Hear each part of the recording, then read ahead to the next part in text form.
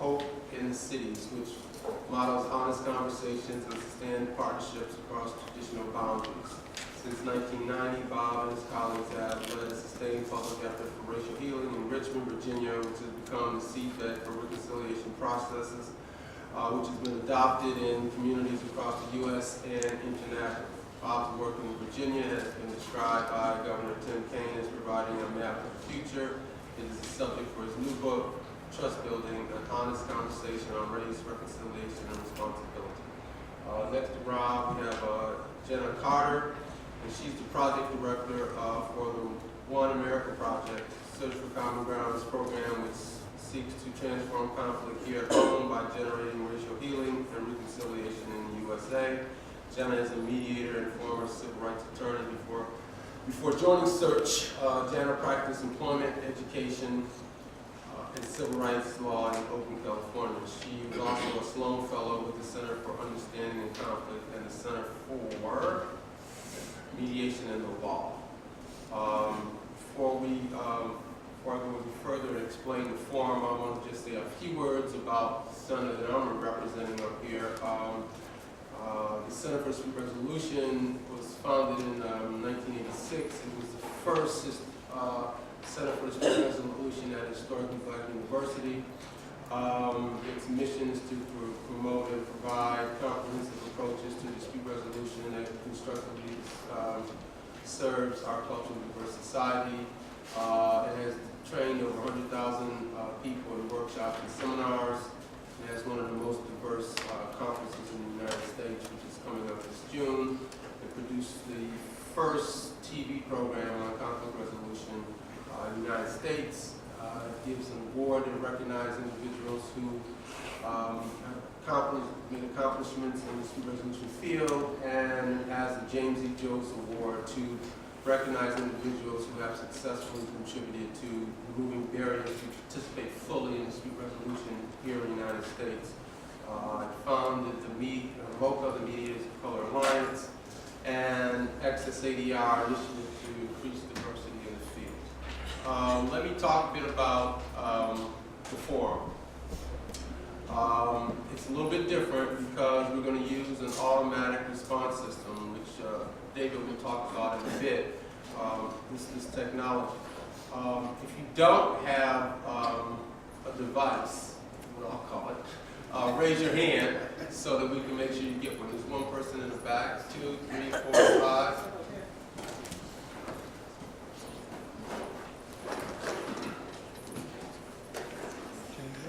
You get a device, you get a device, you get a device. Or as someone said, a clicker.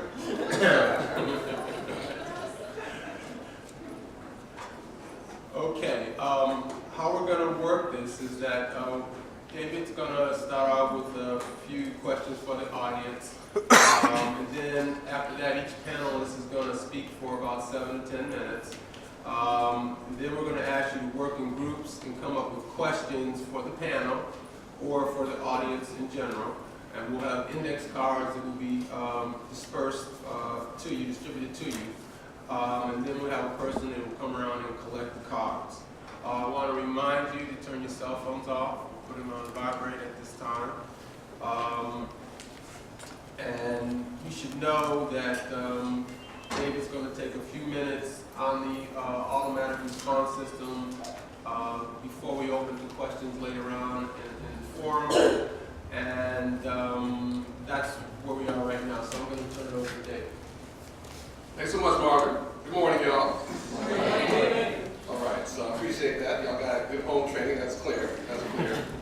So what we're going to do for a few minutes is use these audience response devices, or sometimes called clickers or keypads, which I have found to be a tremendously useful device for trying to productively accelerate a conversation to help us get to the core more quickly and more inclusively.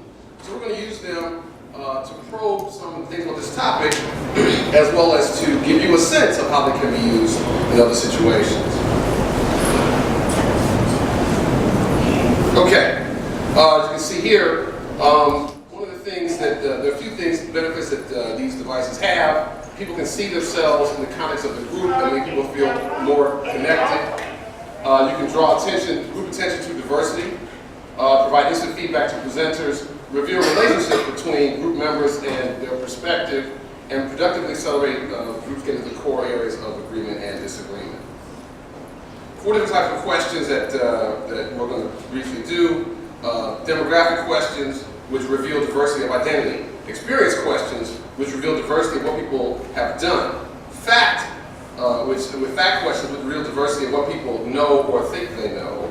And perspective questions, which reveal diversity of people's opinions and priorities. Okay, there's going to be a war of questions to get you used to the concept. Which of these was the best moment at the Oscars the other night? Was it the opening duologue with Steve Martin and Alec Baldwin? Was it Ben Stiller's Ode to Blue when he was looking like the people from Avatar? Was it Monique's acceptance speech? Was it when finally a woman wins Best Director and Best Film? Was it something else? Or is your opinion you have better things to do than join the 1 billion people supposedly watching? Just press a number that corresponds to your choice. If you make a mistake, that's okay. You can just press the one you want. As they say, you can vote as often as you like, but unlike Chicago, only your last vote counts. Okay.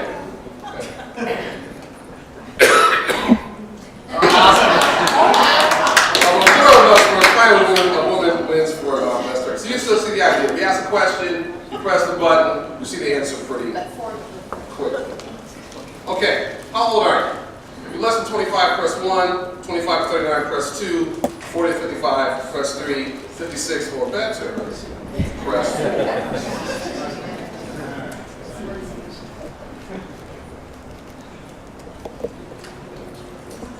Okay, so we have diversity here, and the biggest percentage are people in the 56 or better category. Okay, so there's a lot of experience we're going to call upon as we reflect on racial reconciliation in the U.S. We also have a fair amount of people who are younger and might have a good perspective. Okay, which best describes you? Person of color, press 1, white person, press 2.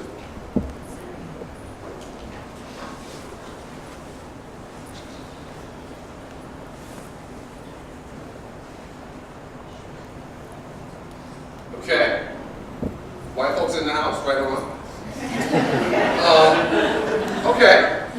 This is not unlike the conflict resolution field in general. We see this kind of issue, but that's why that's who we are who we are. Which best describes your nationality? U.S. press 1, other quote unquote Western nation press 2, non-Western nation press 3. You know, a lot of folks that come to these forums historically are not necessarily from the U.S., so that's why we ask that question.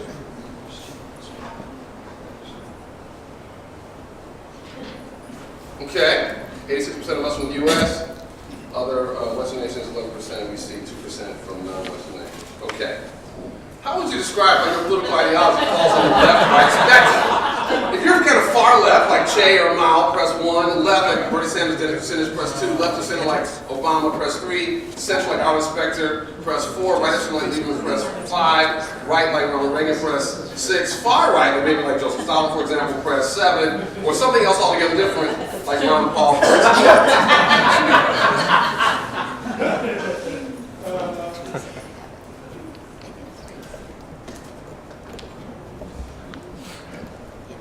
I think we skew to the left, and that's very useful to notice that, right? So as we have this conversation about racial reconciliation, let's remember who's here and who's not here. We're having a conversation largely among people who are on the left.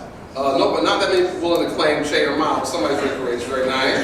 But we're definitely skewed to the left, and we need to remember that that's the conversation we're having today. Okay, this is a fact question. What percentage of the U.S. population are people of color?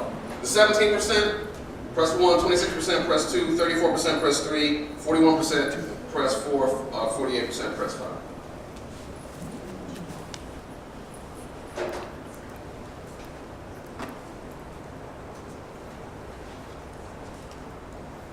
So I want to notice that the correct answer is number 3. I want to notice that that is the plurality answer, but most of y'all got it wrong.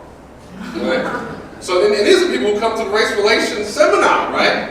So what typically happens, by the way, this is different than the usual result. Usually this is skewed much to the greater numbers. So in general, people overestimate the number of people of color in the U.S. We can think about what is the implications of that for policy development, for attitudes, if people think that the country is browner than it actually is. Yes, it is getting more brown. It would be that the census says the crossover date is around 2022, but we're still at 34% now. So we can think about what are the implications of the overestimation that we typically see.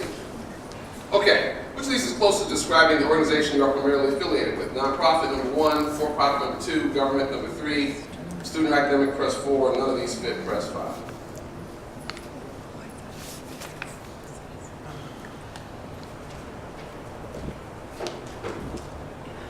Okay, big nonprofit sector, 55%, and the next biggest is student academic. Okay, now we get to the core question we want to talk about today. How far is the U.S. away from achieving racial reconciliation?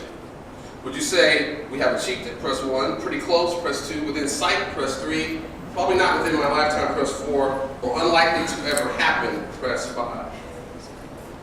This is racial reconciliation.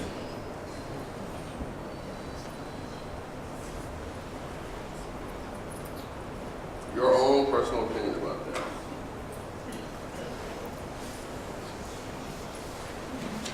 Okay, a rather pessimistic group to some extent, right? I mean, I have been in settings where a whole lot of people said probably not within my lifetime, so not as pessimistic as some. But the big numbers here are probably not within my lifetime, and some say within sight. So there might be some interesting conversations we can have about people who see probably not within my lifetime and others who say within sight. And again, one of the things I find in general, people on the left skew towards not happening and may never happen. So if there were more conservatives in here, it probably would look very different, and that would change our conversation about that topic. Okay, that was racial reconciliation. How far is the U.S. away from achieving racial justice? Same scale.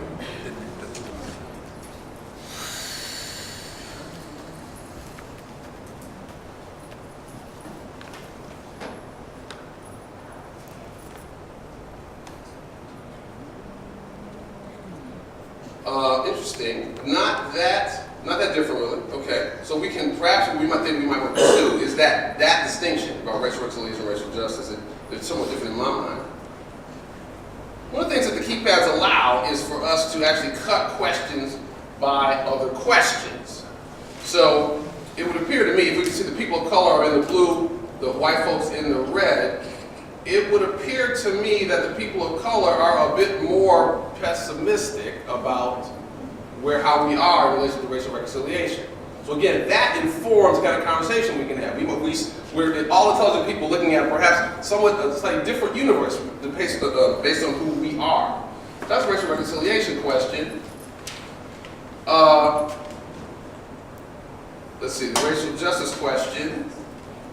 Again, it looks like the people of color are a little more a lot more pessimistic about that. Our collective sense is that we're further, I think that the general numbers were about the same, but the people of color are much more pessimistic about racial justice than the white folks and than they were about racial reconciliation. We can ask ourselves as we go on why that might be. And just to see if there's any difference by age, how far is the U.S. away from racial reconciliation? Let's see, do we notice any patterns on that? It would appear that the younger folks tend, what's that? What's that, Janet? I said the younger folks seem to be more pessimistic. Younger folks seem to be a little bit more pessimistic. And perhaps not surprised, they've seen less change in their lives, right? The older you are, the more change you've seen in the past 40, 50 years. Okay, let's move on to this question. Strategies and techniques used for issues of racial reconciliation and justice in the U.S. are generally useful abroad. You strongly agree, press 1, agree, press 2, more agree, disagree, press 3, more disagree than agree, press 4, disagree, press 5, strongly disagree, press 6. In general, the strategies that we use to deal with these issues of racial reconciliation and justice in the U.S. are generally useful abroad. What's your opinion on that?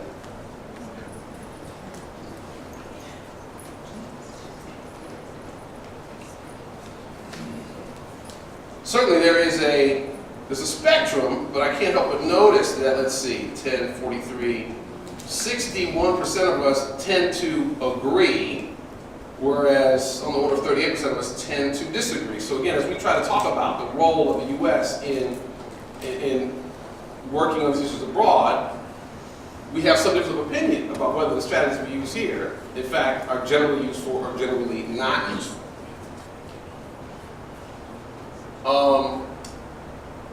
So let's remember, I thought there would be more people from non-Western nations than we had. So this is less meaningful than I thought it might be because of who's here.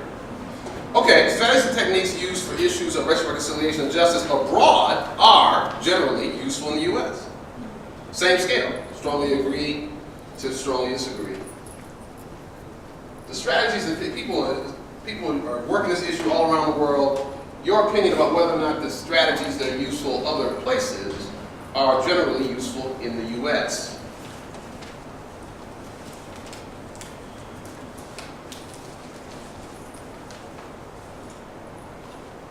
So my sense is that more, compared to the other one, there's more of a sense that the strategies can transfer here a little bit more. But we're clustered around the middle. Notice we're clustered around the middle of that. And again, because there's less diversity on this one, that slide is less meaningful. What effect has the election of President Obama had on the ability to talk honestly about racial conflict in the U.S.? This election has made it much easier. It's made it a little easier. It has no effect. It's made it a little harder, or it's made it much harder.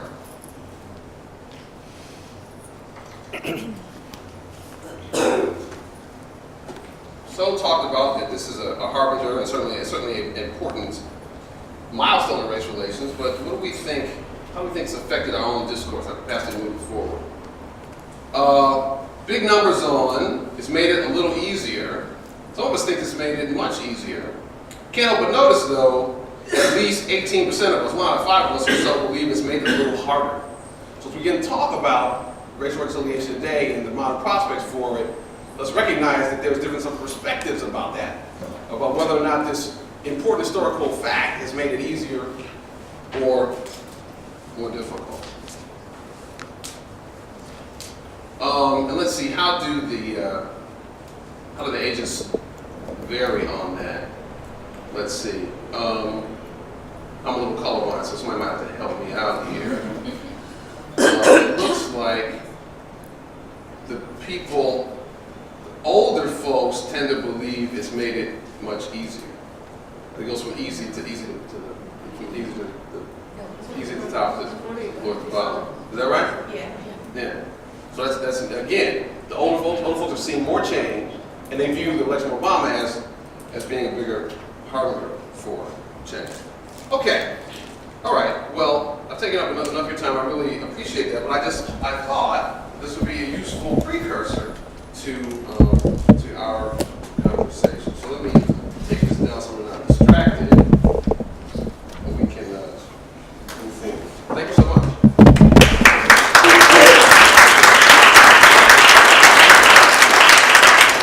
All right, thank you, David.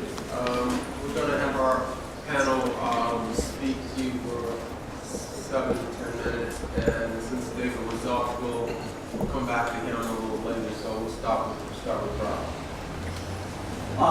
Well, good morning. A couple of days back, as I was preparing for this panel, I was going back and reading a speech by former Senator Bill Bradley in California in 1992. Some of you may be familiar with that speech, where his first line was, "Slavery was our original sin, just as race remains America's unresolved dilemma." And then he goes on to say that the economic future of the children of white Americans will increasingly depend on the talents of non-white Americans. If they fail because of our penny pinching or timidity about straight talk, America will become a second-rate power. Later on, he says, the core of the conversation begins with a recognition that we will all advance together or each of us will be diminished. And we will never be able to lead the world by example until we've come to terms with each other and overcome the blight of racial division in our history. Okay, that was 1992. Okay. I guess just before the Los Angeles uprising. It was in March 92. My sense is that people are more comfortable with diversity in general in the United States. But if you look at the racial and economic segregation in many of our urban centers, it's actually increased over the last decades. I mean, the number of nearly all minority schools, that's less than 5% white, has almost doubled between 1996 and 2006. Our schools are much poorer and more segregated than they were 20 years ago. And I strongly believe that if we take the issue of racial violence, that to some extent, all of us participate in racial violence to the extent that we isolate ourselves from our fellow Americans. When we refuse to fund our public schools, when we hide behind gated communities, we are participating in racial violence. And I believe that somehow we have to build trust across the issue of race. Without that, it will be impossible to get to the real issue. Now, I want to talk very specifically and briefly about my own, what has become my home city of Richmond, Virginia. I lived there for 30 years. I'm an immigrant from the UK. We brought up our family in Richmond over the last 30 years. It's a city which you might say symbolizes racial division. Virginia, of course, led the way in the institutionalization of slavery. Richmond was the second largest domestic slave trade market in the country after New Orleans. It was actually the largest interstate slave export market in this country. 300,000 people were sold in the downtown slave markets and exported to the southern plantations in the first 50 years of the 19th century. And of course, when the Civil War broke out, Richmond became the capital of the Confederacy. Something like 46 major battles took place within 30-mile radius of Richmond.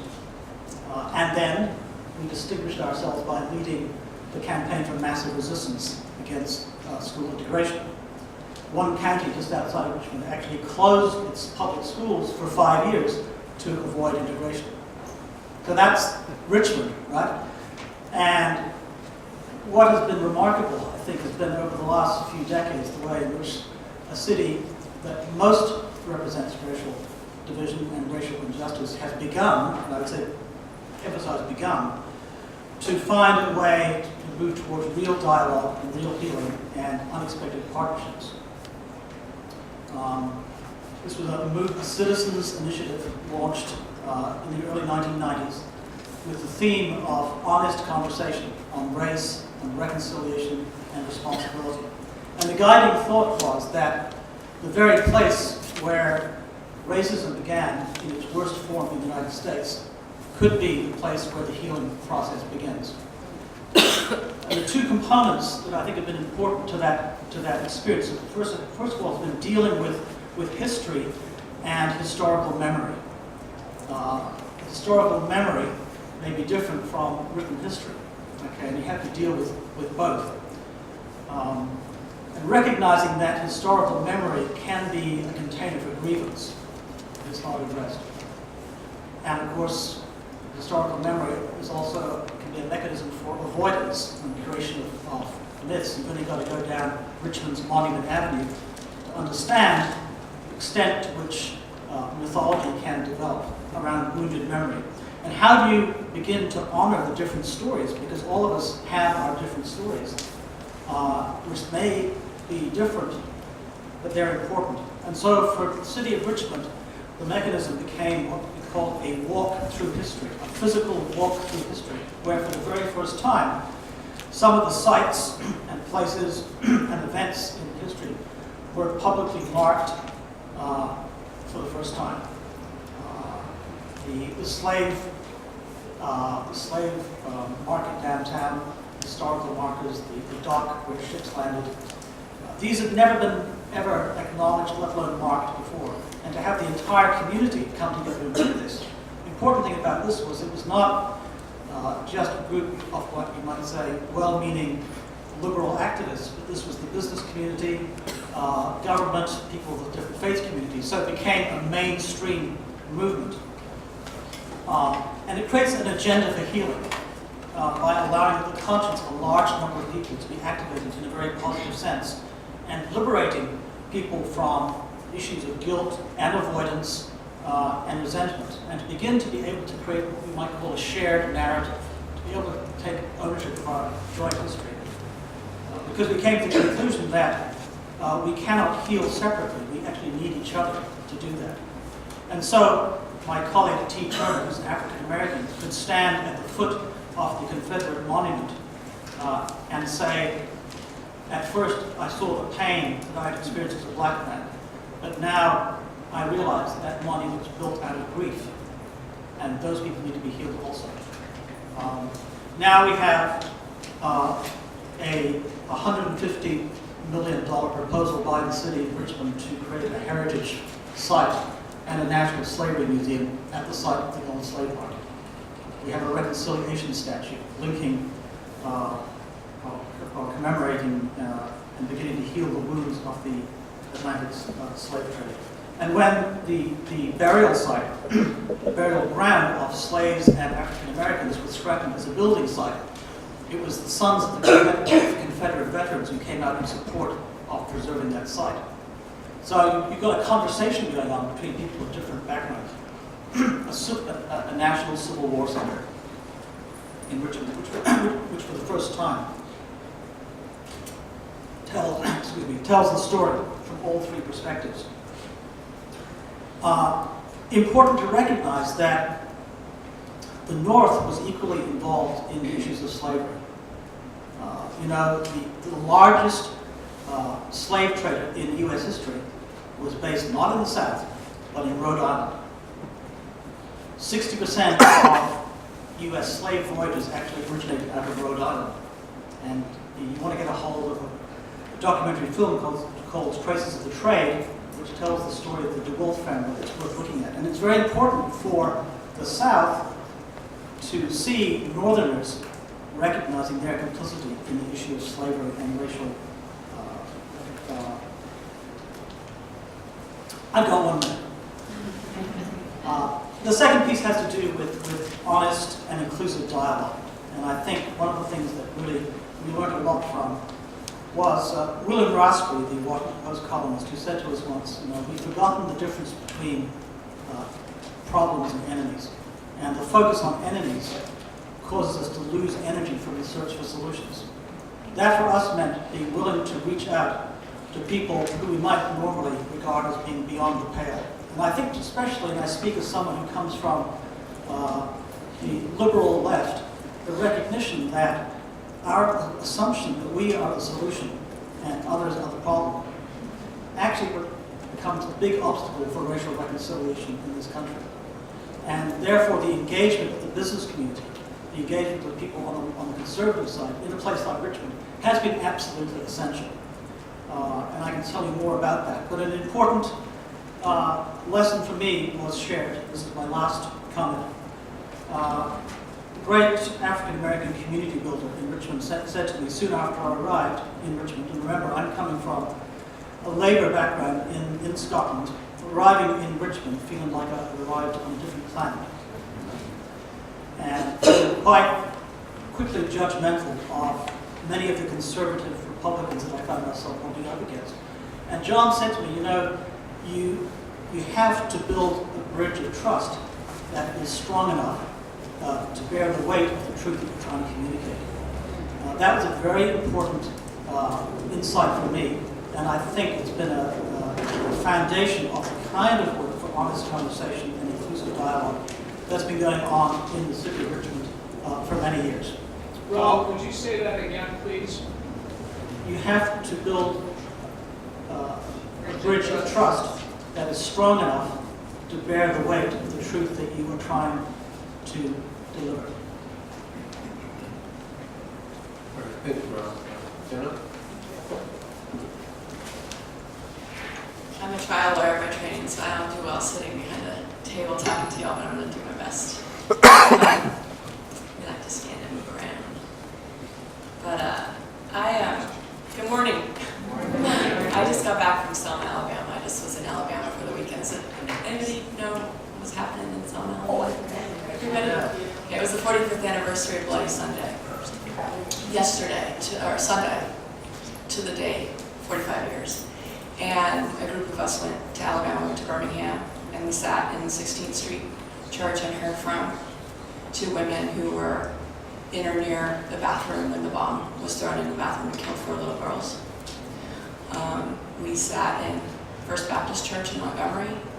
We sat in Dexter Avenue Church in Montgomery, where a lot of the mass meetings were held and the marches were held during the Montgomery bus boycott in 1955. And we sat in Brown Chapel on Sunday morning, which was the chapel where they left and marched to the Edmund Pettus Bridge, where people were beaten within an inch of their lives on their quest for the right to vote. And that was 45 years ago. I got to hear Reverend C.T. Vivian preach. I got to hear Reverend C.T. Vivian preach on Sunday morning. Reverend C.T. Vivian, who Dr. King says is the, best preacher he heard behind a pulpit. So that gives you any indication of the spirit that is inside of me right now. I was so moved by this weekend, and I went to law school at UC Berkeley. I entered law school in 1997, which was the first year after they overturned affirmative action in higher education in California. Prop 209 passed in 1996, and they implemented that first in the law schools and the business schools in the University of California. And so my law school class of 270 students included 1 African American student, 9 Latino students. The African American student, my friend Eric Brooks, had been admitted the year before the policies changed and had deferred his admission. And my whole entire law career was one that was informed by a lot of disappointment and anger and frustration and bitterness and division. I went on from law school to practice law, and I represented a lot of educated, strong women, African American women, surgeons, lawyers who experienced discrimination in the workplace, and was struck by what a challenge it was for us to prove that they experienced what they experienced, right? To prove in a court of law that they experienced what they experienced. And I found through those experiences, sometimes we'd win and sometimes we'd lose, but my clients in particular were never empowered by that experience. Reverend C.T. Vivian said on Sunday that the struggle for civil rights, the struggle for racial justice, the struggle for social justice was never a political struggle. It was a spiritual struggle. It was a spiritual struggle. And that really spoke to me, because I can look back and see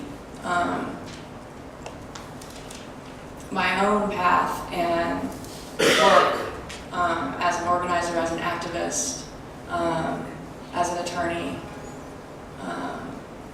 and it lacked that spiritual aspect. It was a legal struggle or a political struggle, but it wasn't a spiritual struggle. And it's only been recently that I've really gotten that unless and until we embrace the spiritual part of recognizing each other's human dignity, right? Like recognizing each other's spark. This little light of mine, I'm gonna let it shine, right? We sang that a lot. And that really spoke to me, because it is so hard to carry that spark, I think. Each of us does the work that we do for a reason, and it's easy to let that get divorced from really what's at stake for us, for our own spiritual paths, but then also for the people that we're trying to bring together, or trying to help, or trying to, whatever we're trying to do out there in the world, right? And I got some renewal this weekend in terms of my own spark. And I believe the questions we were asked earlier were such good questions, to determine, where are we now? But there are no answers to those questions. Whether, there is no answer right now, as to whether we're going to see racial reconciliation in our lifetime, right? All we have is our own passion, our own spark, what our calling is, what our journey is. Dred Scott didn't see his people free. He didn't live to see that, and we may not see it in our lifetime, but unless we actually work aligned with our spark and carry that forward, we do know the answer, right? So it's up to us. I work with Search for Common Ground. I am honored to work for Search for Common Ground, an organization that believes in conflict transformation. We believe that conflict is normal. We believe that conflict is natural. We believe that as long as we are humans, we will be in conflict with one another. And we believe that conflict provides opportunity for connection and for coming together. I've been asked to lead a project called the One America Project, which is a project that we hope will spark more sparks in the racial healing arena. It has a lot of different components, and it will evolve over time because it is a living, breathing project. It is not. We are not saying, oh, this is the project. We are saying, this is our intention. Our intention is to bring people together, to convene people, to facilitate experts in the field who are doing this work on the ground every day, and catalyze racial healing in the United States.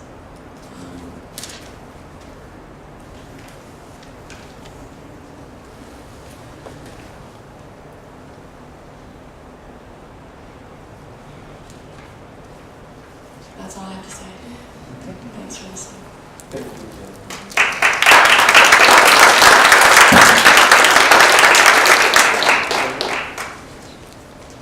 I just want to say at the beginning that what I forgot to say, which is I really appreciate people using the keypads, and they don't work at home. They're not on your garage door, so please avoid putting them in your pocket or purse or anything, and leave them here when you get there. Looking at the questions that we asked about how are conflict different, let me just say that in the U.S. versus other places, let me just say, as a consultant and as an American, I feel perfectly justified in speaking on topics I know little about. So I should say that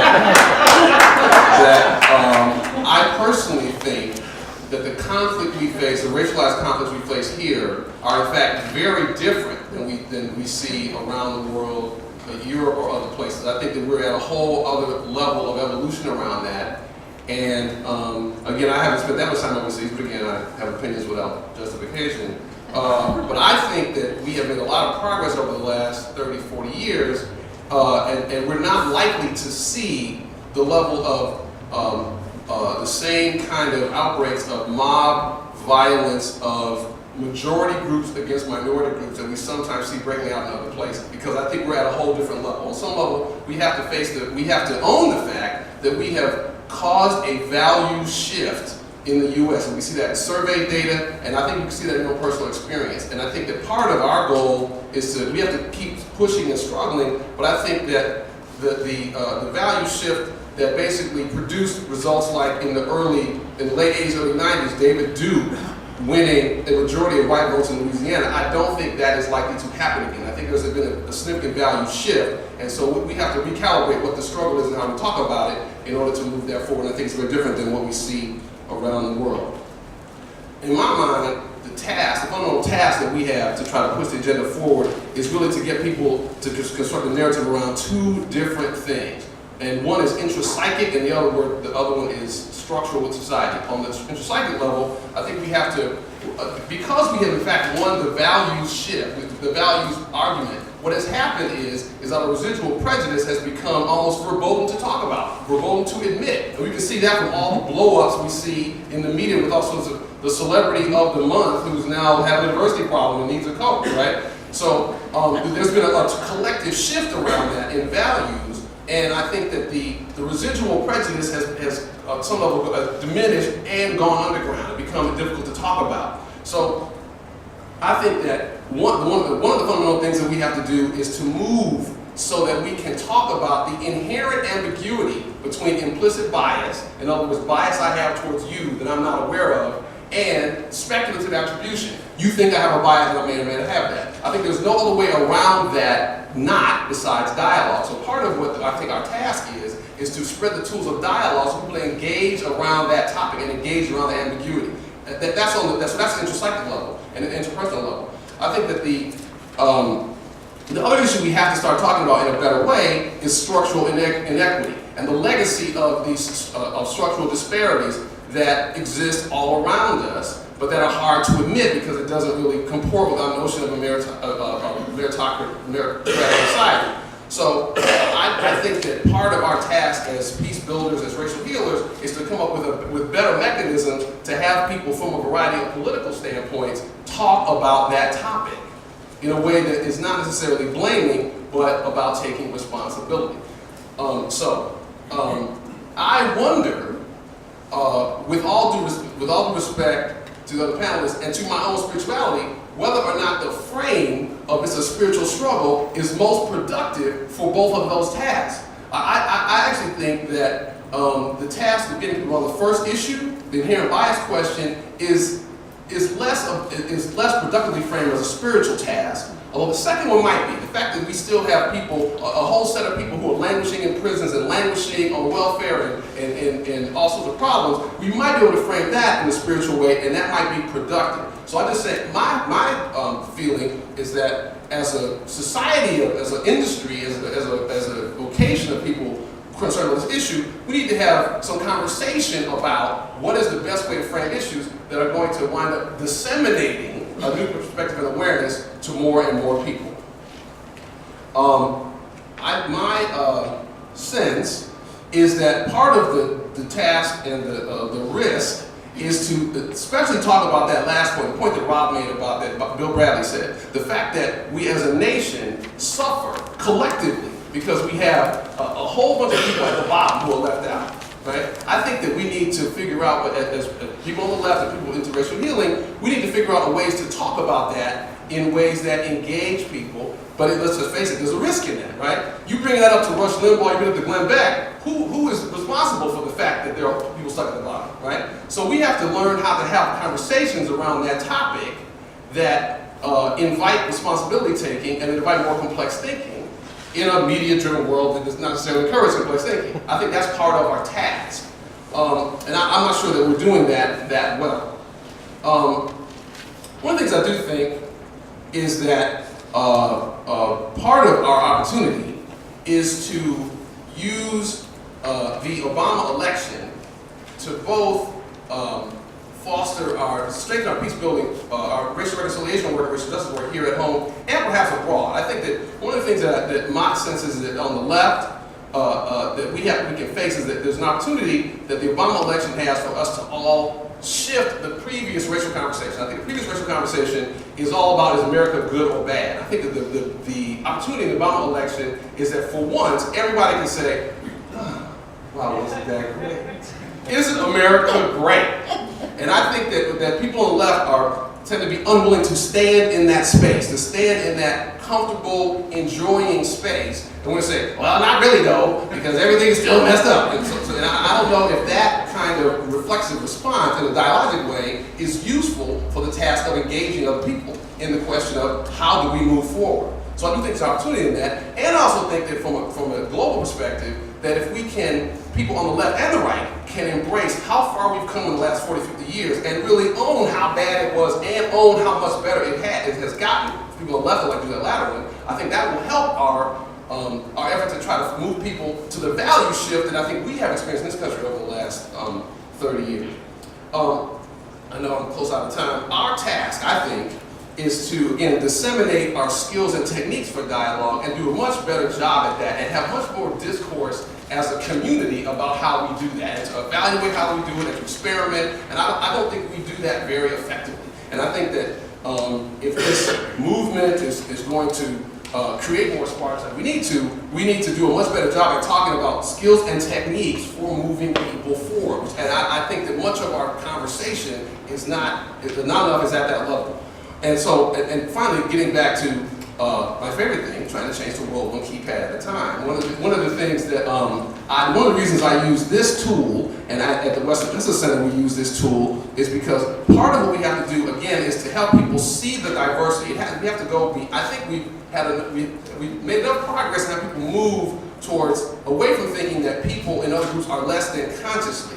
But because people are not aware that they still have bias, and they're not seeing the fact that there's structural inequity, and not seeing the fact that we all see different universes, tools like this that make us more aware of the diversity around us and invite us to interrogate why that is where the action is, in my opinion. Thank you, David.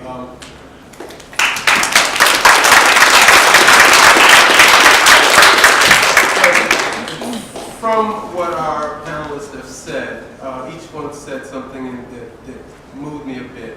And I will say that, are we ready to face our various fears, the various truths from all sides, to build that bridge that Rob's talking about, that strong bridge, mixing the cement and the girders? Are we really ready to put that together? Are we ready to confront our blind spots? The residual prejudice that David talked about, so that we can create that bridge and have a discussion about these issues that will create this conflict transformation that Jenna talked about. It's all interconnected.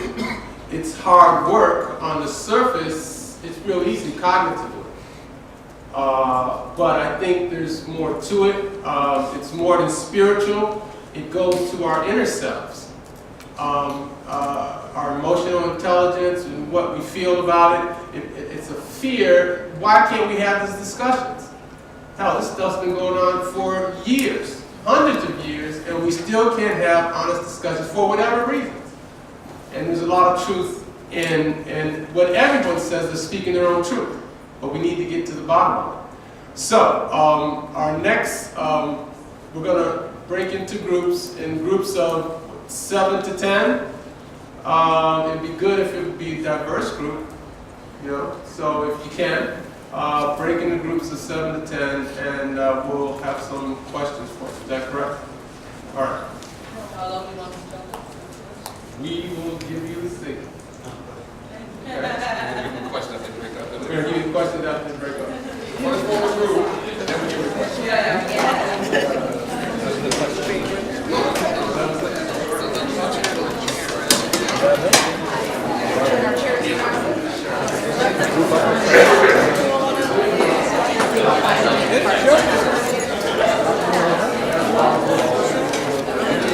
Here's a cluster for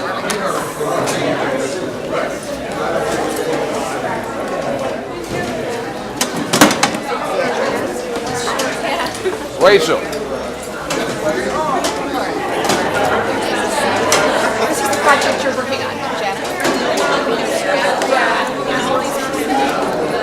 Hi. Good.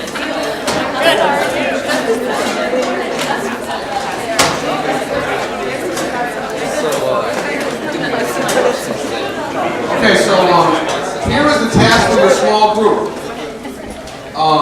After some quick round of introductions, we have the opportunity to do two things. Is there a question you have collectively for any of the panelists that you want to ask? And is there a question that you want to ask, a multiple choice question you want to ask to the entire group? Either one, right? A question for a panelist that you all think is an interesting question, you'd like to hear one or more of us expound upon, and then, or a question for a multiple choice question that you think it would be interesting to ask the entire group of the key pads. Okay? That's it. What's that? Yeah.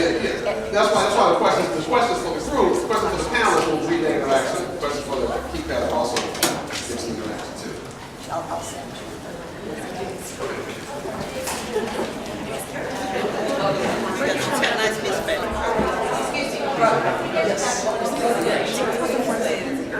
We're supposed to formulate the question. Otherwise, why are we sitting here looking at each other? That makes sense. Nothing is burning in me. I'd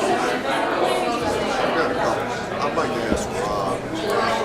Keep it back because I'm doing some special at University of Maryland, and I'm on the grant for the resolution sponsored by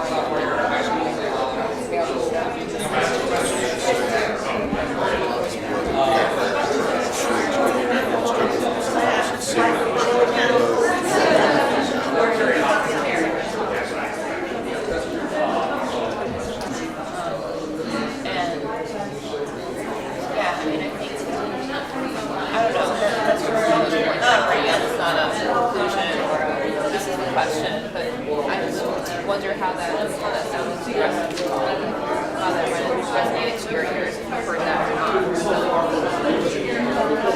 The only point of disagreement. Right. We're supposed to do two things. More questions.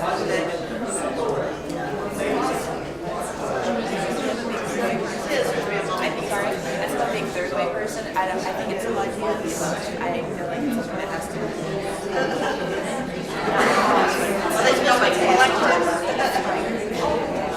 Sure. Material ramifications of racism and racial reconciliation, so to really get at the nexus of all the things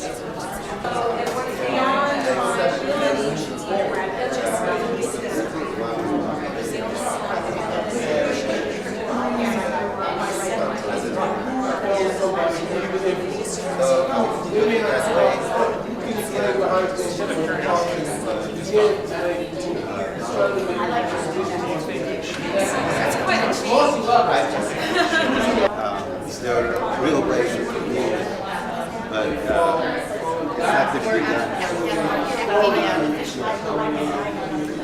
anyway, I like to read this stuff, but I separate it from reality.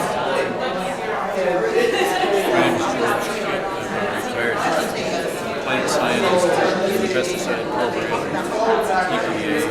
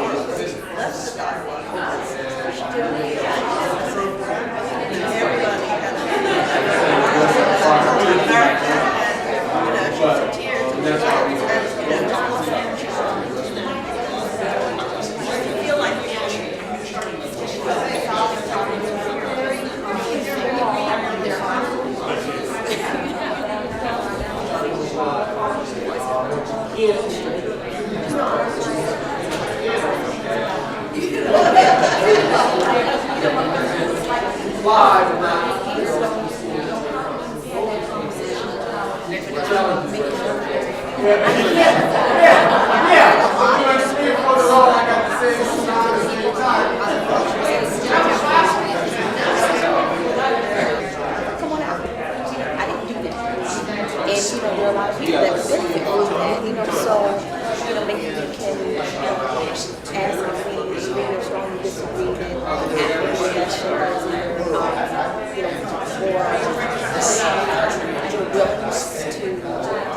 Address.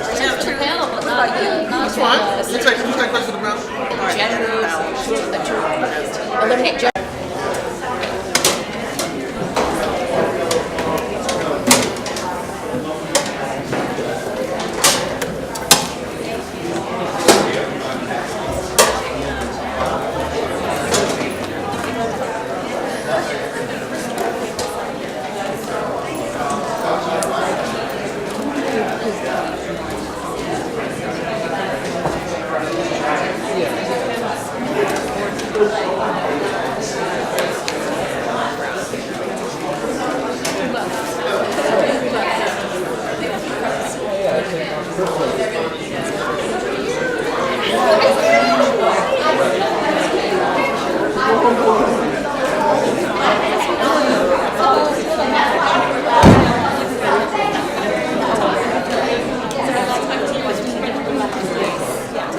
Alrighty, folks.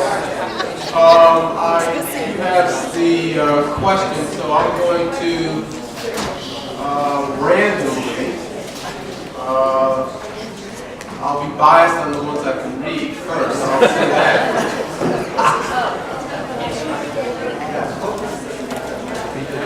All right, so let me. This very legible one. Big writing. I'll start with that one. The question is, for the panel, where does leadership come from? The grassroots or from national leadership?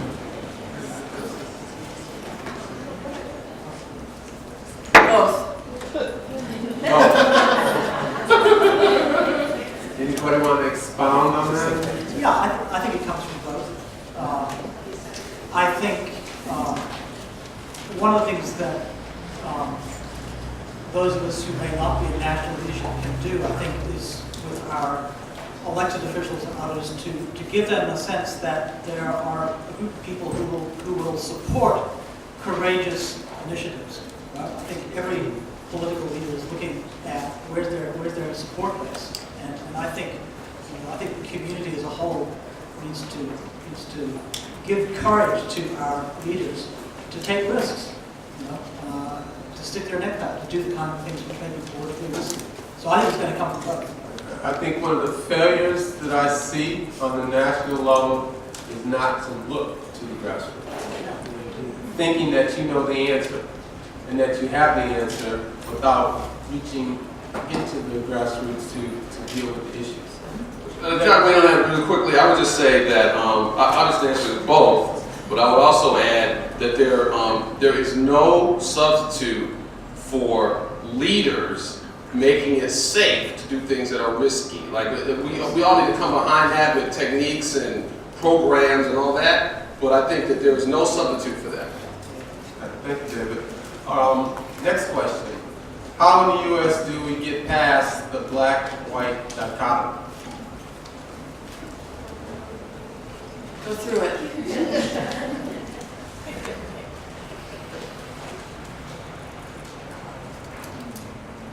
What does that mean? What does it Say mean? that again? How do we get past the black-white dichotomy? I mean, the fact is we have to resolve black-white dichotomy. I mean, we can't get around it. I mean, it's there. We have to recognize that, in my view, it's the sort of fundamental fault line in the United States. Now, we now have a much more multicultural nation than we had before. And that's a great thing. And clearly the Spanish-speaking population is going to play a huge role in the future, and is already playing a huge role. And so all of those things are changing the racial dynamics.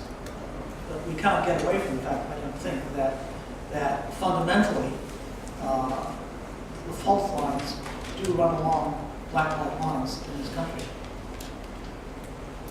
But we struggle with that at the Race Initiative, and I guess because, of course, the folks in the traditional civil rights movement and who are on that black-white divide wanted to talk about the black-white issue, and then all the other folks were like, part of our, I think that the task is for people who are still part of that black-white divide and have historically connected to that to speak more expansively and inclusively about the fact that it's more complex than that now. And that's sometimes hard to do.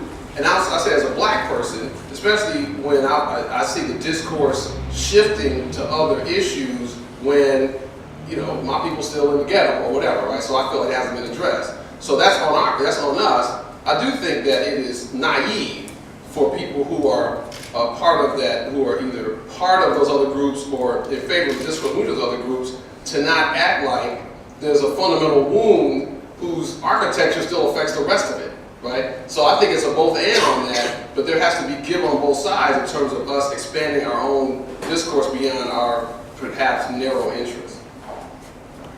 And next question.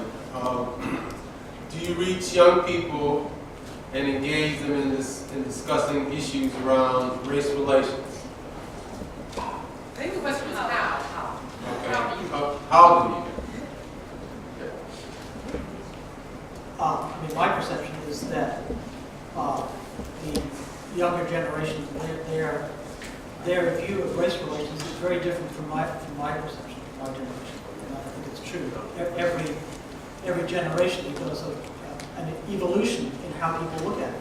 So certainly the students that we work with are at a very different level of understanding and are impatient, I think, with the sort of racial categories that they feel boxed into. And of course, we've got a whole generation now. You might say the sort of Obama sort of represents that, but we've got a whole generation of young people who are coming out of blended families and who feel comfortable with that. And I think it's really important for those of us in my generation not to put my constructs and experiences on top of the next generation who may have a very different way of looking at things. I think it's really important to include young people in conversations where they have access to their elders, but I also think it's important to both convene young people on their own so that they can come up with their own answers and their own ideas. Millennials are the first generation that are minority white, right? So that's just a different world they're growing up in. My two boys who are biracial, most of their friends are biracial or people of color or brown or some version of black or brown. I mean, it's a different world they're growing up in, and we're going to end up taking the lead from them. You know, they've got their own understanding and their own ideas of what it means to connect with each other beyond divisions of race, and we need to make sure that we have things in place that can inform that, right? That they know their history to some degree, or that we're available to them. But they're gonna, as young people always do, they're gonna go their own way, and it's not about us engaging them. It's about us really looking and watching and seeing where they're engaged and seeing for ourselves. Wow, is there something there for us? I think. Which is not to say we're not on our own path. We're all on our own path, but young people are they're just gonna do their own thing. They always have and they always will. My answer to that would be to complement that is that I think we have to recognize that as you said, the dynamics are totally different. But part of our job is to remind young folks of the world around them. Like, given the level of disparity and segregation that is very in front of us, part of our job, I think, is to acknowledge that there's sort of a different level of interpersonal dynamics and even intergroup dynamics that you can see in commercials, at parties, on television. But when you still look at where people live in the community and how income gets distributed, that it's the same old, same old. So part of our challenge is to not tell young people that things haven't changed, but to point out the ways they are similar and acknowledge the ways they are different. And I just wonder, I'm not sure that as an adult racial reconciliation advocates, we have really figured out the best strategies for framing that up for young people. got to acknowledge them, and especially in cultivate the leadership. There's leadership in young people too, and they do amazing things when you leave them to do it and not try to smother them with some of our old wisdom. Let them come up with some of their own things. Next question. How do you work with the academic arena to get more truth-telling and integrated into the curriculum?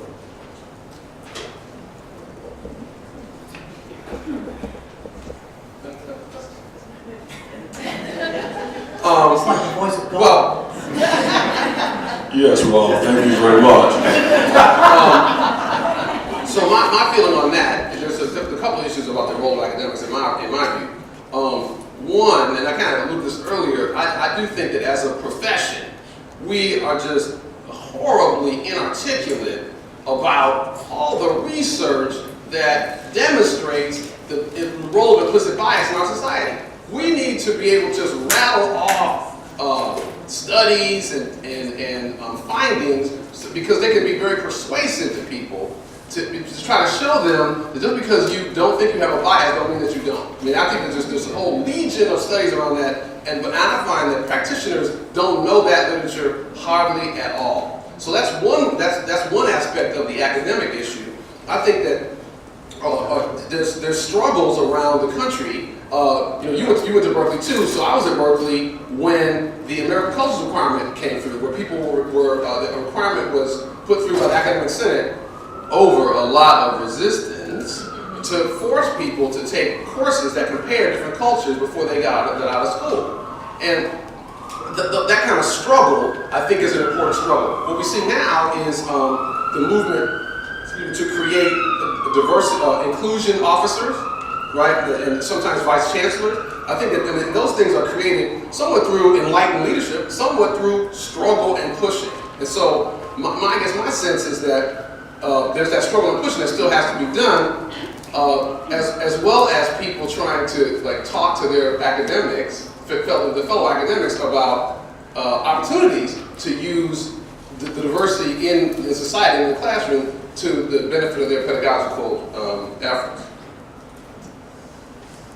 Interesting development in Oregon, in Portland, Oregon, where last year, for the first time, the state implemented a new curriculum called Beyond the Oregon Trail, Oregon's Untold History. And that's now, they've introduced mandatory training for all 8th grade teachers, 8th grade curriculum going throughout the Portland, Oregon schools. All 8th grade teachers now have to take part in learning how to teach this curriculum, which is basically designed to stimulate honest and open conversation about all the aspects of Oregon's multiracial history. I don't know to what extent that's happening in other states, but it's worth looking at what Oregon's doing there.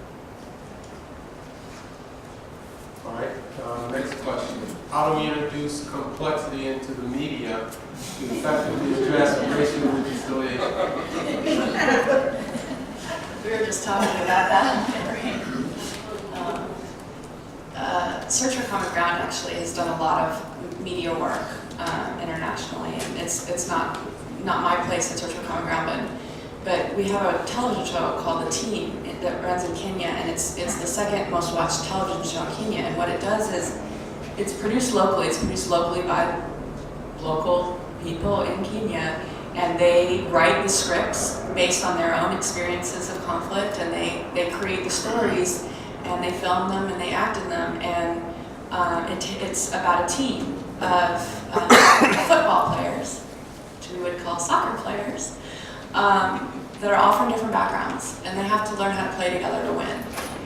And it models, right? The stories model the experiences people are having that are about conflict based on racial, ethnic, tribal divisions.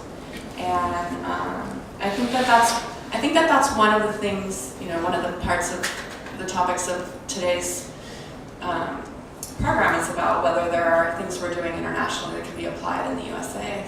I think that is one of the things that can be applied here. I think our media structure is more complex But it also offers a lot more opportunities and a lot more access now than it has in the past. So there's a lot of opportunity to use the media in creative ways, and I think that's like a trial and error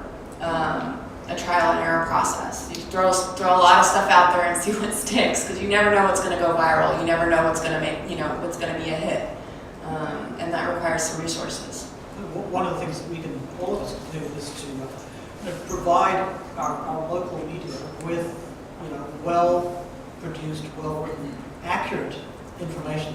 I mean, I find a lot of local journalists, they're working with very few resources. They're trying to get a story. And we can either sort of criticize them, or we can try and supply them with good information. Some years back, we decided to pursue a course of constructive engagement with our Richmond newspaper, Richmond Times-Dispatch, which was known as a proponent of massive resistance and an obstacle to resurrections, but it was the only newspaper we had in the town. And so over the years, we have tried to get to know the journalists, feed them stories, introduce them to context they might value, and they begin to look at us as a useful resource. And I think we can all do that, in our different ways. It's too easy to blame the media. We have to do a little work actually to produce the information that they can use.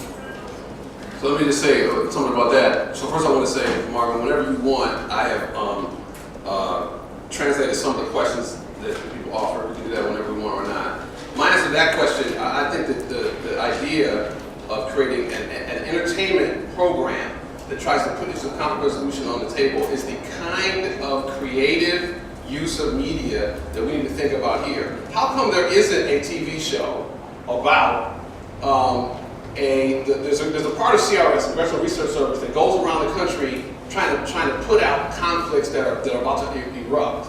How come it's not a TV show? How come why has anybody thought about turning that into an interesting ensemble cast venue, which would not only deal with those complex issues, but yeah, people will be flirting and sometimes stuff will be happening that makes it interesting, right? But I think we need to, as a community, embrace the fact that you get complexity in television, but everything isn't about like our issue. We have to recognize that our issue is important, but we have to, if we're going to really try to influence people on a mass basis, we can't be so preachy that we see the world only through that lens.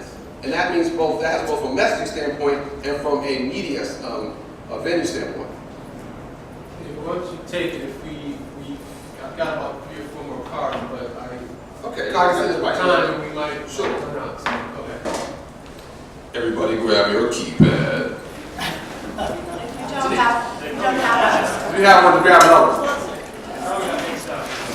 It's okay to mix it up. It's okay to mix it up. So these questions, I'm just telling you, what you're about to see are questions that came from some of the groups that I sort of retooled. So they're first draft questions.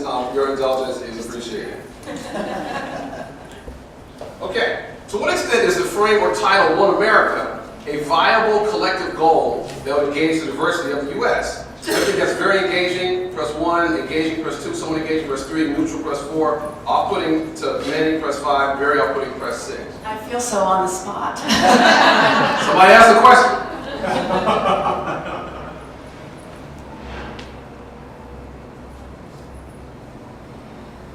But again, it's all part of, we have to really think about, in a serious way, how, what we're doing and to make sure we're testing with our potential customers. So you can't really know this way. So people like this title, right? That's what the results tell us. That only 9% of people think it's off-putting to many. And if we have more time, we try to probe. Actually, who's willing to say why they voted like that? If you're not, that's okay. But just somebody voted like that. That was my question. I got it. Thanks for that. No, I'm asking who voted. Yes, I voted 5. Oh, why's that? I guess because the title, my interpretation. Hello. Hello, I'm Nina, and I asked the question because my interpretation of the title was an assumption that there is one experience of America or one goal of what America should look like, and who defines that is usually a group of people who I may not be represented. And so I just didn't feel collectively engaged in that title. That's interesting, right? And that's precisely the opposite of what the intention was in doing this. So part of what we have to do is always look at this from a different perspective. Thank you for that. I really appreciate you sharing that.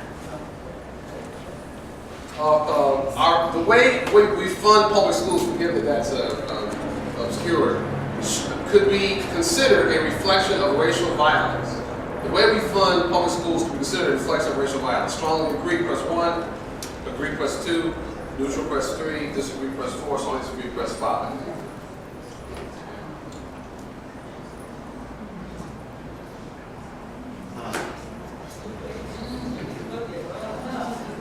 Okay, so we got a lot of agreement on that. Anybody who said disagree wanted to say why they feel like that? Okay, that's all. Just to point out, part of what I've noticed what I'm doing is, if there's strong agreement, I think what we have to do is learn how to get minority voices. And so part of what this does is to allow a platform for minority voices to express themselves anonymously. Sometimes they don't want to express it publicly, but that's okay. I actually don't necessarily disagree, but I think using the word violence may put off a lot of people who might be willing to come to the table. Okay.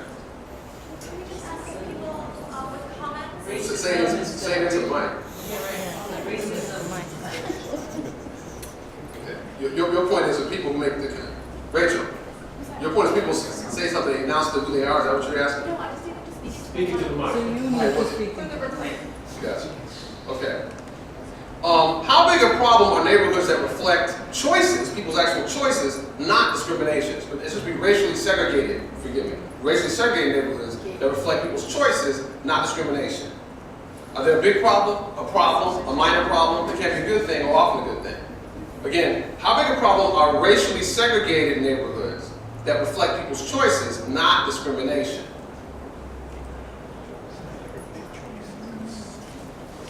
Have an abstention.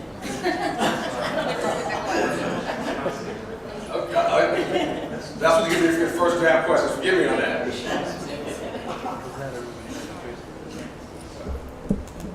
Okay. Okay, interesting. Okay. So obviously most of us think, 70% are in the big problem or minor problem. But any of the people who said it can be a good thing or often a good thing, be willing to just say briefly why they voted that way. Oh, come on, you're safe here. It's okay. Okay, well, listen, I didn't vote, and I'm not sure where I come on out of this, but I do have the experience of middle-class black folk, we can go to Prince George's County and see it, who feel like, I am so glad when I come home, I ain't got to look at the white folks' face no more, right? There are a lot of people who feel like that, so we could interrogate that, you can question that, but I'm just saying, it's interesting that, not only did none of us vote we didn't vote on this, but those who did vote don't want to say it. But I'm just saying, as we need to, as a community of practice, be open to the fact that there are very different perspectives around that. Last question, we'll go back to the panel questions. How far have we come on limiting gender discrimination? It's basically gone, it's almost gone, it's largely gone. Some progress has been made, little progress has been made.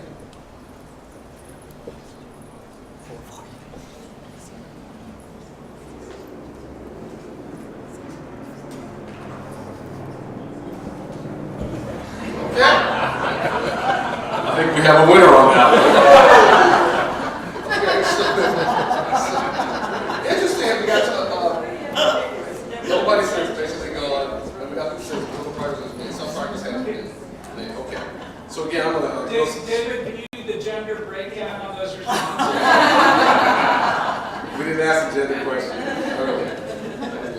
So at the end, if we want to ask two final questions. We are behind. I'm glad you're sticking with us. We're going to do a couple more questions, and then I know we have to break because I see some people having to get up and leave. Next question I have: there are various methods to facilitate these dialogues. What's the best method in your view?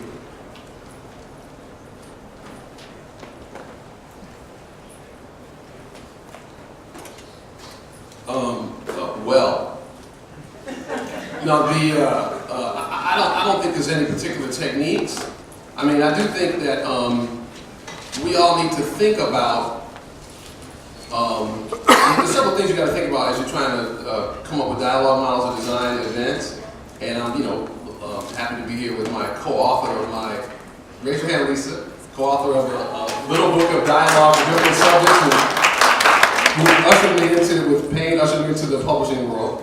We tried to write about some of the techniques of that. I think that it's important to balance, balance several issues. One of them is how much facts you put in front of people, how much facts and definitions you put in front of people. I think part of the mistake that we commonly make is to try to hit people over the head with a set of concepts and facts that we think are important, but then ultimately get people away from the kind of heart-to-heart experience exchange that we need to. So I think that that's important. I think that we have to remember that dialogue is some level an unnatural thing, and we have to figure out better ways of inviting people to take little pieces of it and to try to seduce them to signing up for more. I think some of the reasons why people why our movement has limited reach is because the entry requirements are way too high, and so we need to really we need to manage that. And ultimately, I think that we need to, as I said earlier, but in a different way, we need to make sure we're more entertaining and stimulating. Anyone else? I think for those of us or anybody who is facilitating racial dialogue, it's just really important for us to be aware of our own ongoing biases and struggles. That too often I think we can bring into the conversation our own unhealed issues, and we may be unaware of them. It was a salutary experience for me some years back. I've been working for a long time with an African American colleague, and we were doing some team building exercise, and she said to me, you know, Rob, I sometimes feel that you withhold your true feelings as a means of maintaining control. And I was just blown away by this. It never occurred I was doing that. It never occurred to me that what I regarded as simple Scottish reserve was seen by somebody else of a different cultural background as a control mechanism. Now, the two of us were doing interracial dialogues together, right? So what I'm saying is and I think people coming into a racial dialogue will instinctively understand if they are in an atmosphere that is authentic and that they're able to share their true feelings. I think it's just an important piece of that. Last question, and I really thank you for your indulgence. How have your organizations promoted diversity within, and what's the track record?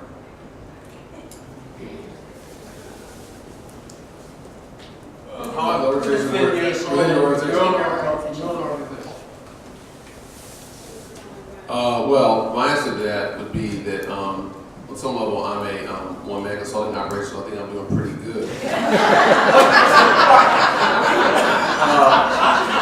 But also, I now work for a lot of consulting for a group in Pasadena called the Western Justice Center, and one of the things that we recognize is that I'm the only man around right now, and that obviously is an issue. And we struggle with I think the conflict resolution business struggles just like many other left-wing movements, the environmental movement, the media literacy movement, we go down the list. We struggle to have sufficient representation of people of color in any kind of position of responsibility. And some of that is a function of the historical disparities that we're all facing. And some of that is a function of us not doing enough of our own work. So I think that, I know that the Justice Center is on a path towards addressing that. But I guess what's important is that I think we need to look in the mirror on that as organization or a movement that's about justice. We need to hold ourselves accountable, but still be compassionate, because we're still dealing with the disparities in education and also professional accomplishment that everybody else is dealing with. But sometimes I do think we get a little complacent. Our sort of rule of thumb within my organization, the possible as interracial pairs. We try to do things, and where possible with a gender mix also. Don't always succeed, but that's certainly our goal. Yeah, I'm actually not in the senior management of Search for Common Ground, so I don't even have the access to the statistics. I know we have 400 employees internationally. I know when I walk around our Washington, D.C. office, I see a lot of white faces. And, I think it's something that we're aware of. I think it's not something that we've been successful yet at addressing. But, I think, we're on that path. And there's some intention there to transform that. And we'll see what ends up happening. But ask us that question 5 years from now too. See if we've made any progress from this point on.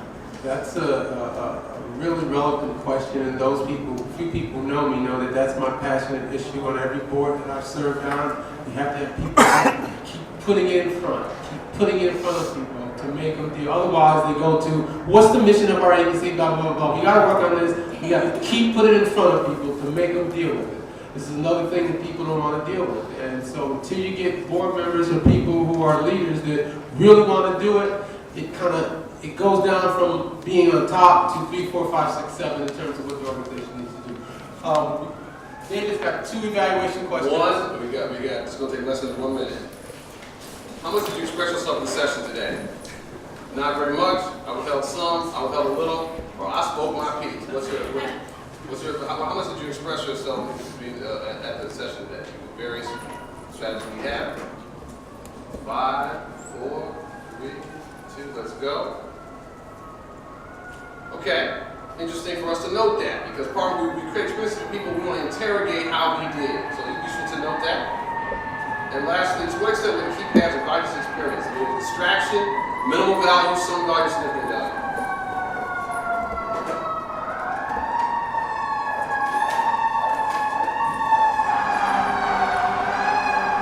All right.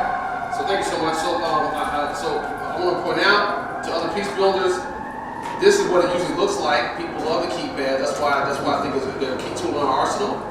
And the last thing I would say is the card in the keypad slot is yours if you want it, but please get back the keypad. Okay, as we close, I got to do a couple things. First of all, we want to thank the panel for the participation at the time. Thank yourselves as well for being here.